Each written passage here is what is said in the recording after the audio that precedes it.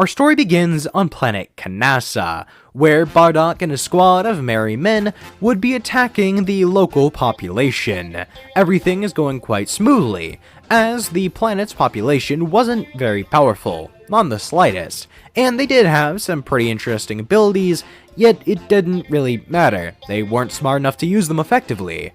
Until, that Bardock is struck by one of the Kanasans, who is able to impart their gift, or may it be a curse, onto him. However, that isn't really up for debate here. This story is taking place far before Bardock got it in the original special, so here it's going to be an entire gift. There is no curse involved. Bardock can and will change the future for his people. After suffering the blow as well as the impartment of this gift, he would see a vision of Frieza sending down a ball of molten death towards him and his people. Bardock would snap out of it, getting back to reality as he explains what he saw to the group, who would all call him crazy, say he might have gotten a concussion from the attack, but then after Bardock explains what he think it might mean, they actually begin to see his logic here. Maybe he would want to take down the Saiyan race. Maybe Frieza would be so cautious as to think that the Saiyans were a threat to him. Immediately, this would get Suigesh, the more, chubby member of the group, to think that, of course they're a threat to Frieza. He's nothing but a little chump who thinks he's all that. Yet Bardock would say that the power that guy has is unlike anything anyone in the known universe has seen before. So they should be wary, but they definitely still need to find a way to take him down. Fasha would suggest a sneak attack. Not even Frieza would be able to survive an all-out attack from them together if they had the element of surprise. Although Bardock says that isn't likely. Not that he thinks Frieza would be able to survive that sort of attack, or at least get out of it unscathed, but it's more unlikely that they would even be able to get the chance to sneak attack him, as he has eyes and ears everywhere. They are a part of his army after all. They have to find something else. Eventually, Borgos, the gentle giant of the group, would speak up, saying that maybe they should just brute force it, begin training and get strong enough to take Frieza on their own, and that is actually a really good idea. Not to say Borgos is dumb or anything, but rather, the Saiyans just never thought to train, which always shocked me. The Saiyans on planet Vegeta were always too busy looking for a better fight or conquering planets to get the idea of bettering themselves and getting stronger that way. But here, with the idea sparked in Bardock's squad's mind, that's exactly what they do, and for quite some time. Now, something to take note of is that Bardock's training would conflict with his love life with Gine. He would still get with her, but not in the same way he did originally. He wouldn't have a child with her as it just wasn't really in the cards for them right now.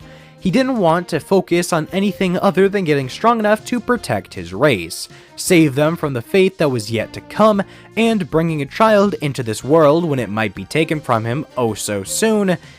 Yeah, it's just not something Bardock's really interested in at the moment, but later down the line, he'll definitely give it a shot. As Bardock continues to train, he would not only better his body, but also his mind, as he does meditation, making sure that his foresight is keen and usable to, well, whatever degree he wants it to be. He can get a vision whenever he needs to, and is even practicing to use it in a more short-form way, making it so he's able to predict his opponent's movements before they even make them, which would be absolutely incredible in battle. It would mean he basically has Ultra Instinct without the power boost. In fact, Bardock would even be able to access a version of Ultra Instinct while in a sparring session with Tora, something that would surprise the entire group. This might seem a bit odd, as Ultra Instinct is something in Super, something that we are not even close to achieving in this part of the story, but Bardock actually almost did this in the original, and he didn't have foresight or anything. So saying that he's able to almost achieve this here isn't too unreasonable. He would let his body take control as his mind focuses on seeing what's about to happen before it does, letting his body react in such a way where he's basically using Ultra Instinct, and for brief moments, his hair would even spike silver before then fading back to black. It seems to take up an incredible amount of stamina, but anytime he does this, his power spikes exponentially, and he sees this as the way that they kill Frieza. Bardock would devise a plan to be able to access this, as he has the rest of his group attack him in a sparring session, that way he is forced to need this power. And once he does, he'll call upon it, and it should actually meet his call, although it's just a theory. Nope, doesn't feel right. So the rest of the group would follow his instructions and begin mercilessly fighting against him, aiming as if they're going to kill, yet they're not going to take it that far. He eventually is able to access the form, yet he immediately regrets it. He's able to instantly knock all of the rest of his squad to the ground, yet he falls right next to them with far more injuries than they sustained. It was a heavy tax on his body, something he could not do easily, although after recovering, he thinks he'll be able to do it again a little longer this time, and if they're able to keep this up, maybe, just maybe, he'll be able to get a grasp on this form. So after 2 years of intense training through abusing Zenkais and training his foresight, as well as making sure his body is able to move fluently without him needing to consciously think about it, basically mastering Ultra Instinct on a fundamental level, Bardock is able to maintain the form for 1 whole minute before breaking down. Bardock, as well as the rest of his squad, have each gotten base power levels in the 5 million range, which is, quite frankly, insane. Yet through the intense and grueling training that they'd be doing, as well as abusing Zenkais every now and again, they'd be able to reach this level pretty easily after the time I've laid out. So they begin to think that maybe, just maybe now, they can take down the Emperor. So they storm his castle, and Frieza, at least in his first form, is no match. Zarbon, Dodoria, the Ginyu Force, they are all taken out easily.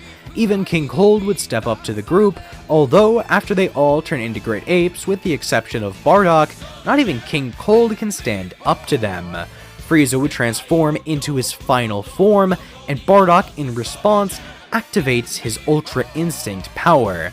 And he might only be able to do it for 1 minute, but 1 minute is more than enough to take down Frieza with ease.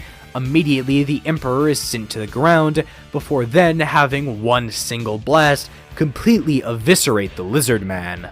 It was actually kind of underwhelming. Bardock thought that Frieza would be more of a challenge, and in fact he was looking forward to it. His Saiyan blood was pumping. He thought that this would be the ultimate challenge, the impossible hurdle he was going to jump over, yet he did it pretty easy. It was more like a stepping stone, and the rest of his group felt the same. Shwigash would even say that he probably could have taken on Frieza on his own, and even though Bardock isn't 100% sure on that, there was definitely a solid argument to be made there. But what were they to do now? They had just killed Frieza, and his father, both pretty easily in fact. King Vegeta would be a mere peasant at their feet, and there was no other force in the universe that they knew of that could even provide a challenge. Well, that was until Beerus, the Destroyer God, made himself known. Bardock had used Ultra Instinct, and that's not going to go undetected by the gods. So Whis would have informed Beerus before he went to sleep that there was somebody out there with Ultra Instinct at their disposal, and if he wants somebody to fight against before settling down into his slumber, then this would probably be the best thing he's going to get for another 100 or so years. Of course, being the ever-eager cat god that he is, Beerus would immediately set course for wherever this Saiyan was, as it was just such a curious case, and curiosity did sometimes get the better of this cat. But that, my dear viewer, is where we're going to be ending things for today. I hope you enjoyed watching this, as I certainly enjoyed making it. And if you wouldn't mind liking the video, subscribing to the page, and hitting the notification bell, that would be very much appreciated. There will also be a playlist linked in the description of another series of videos I've been working on for quite some time, and if you enjoyed this one, you're probably going to enjoy those. But I'm not forcing you into anything. Everything that I've listed out in this outro is entirely optional and is not mandatory. I will not show up at your house and bang your mother if you don't do it. Wink wink, nudge nudge. Anyway, this is, always has been, always will be the Irishman. Talk to you later. Bye.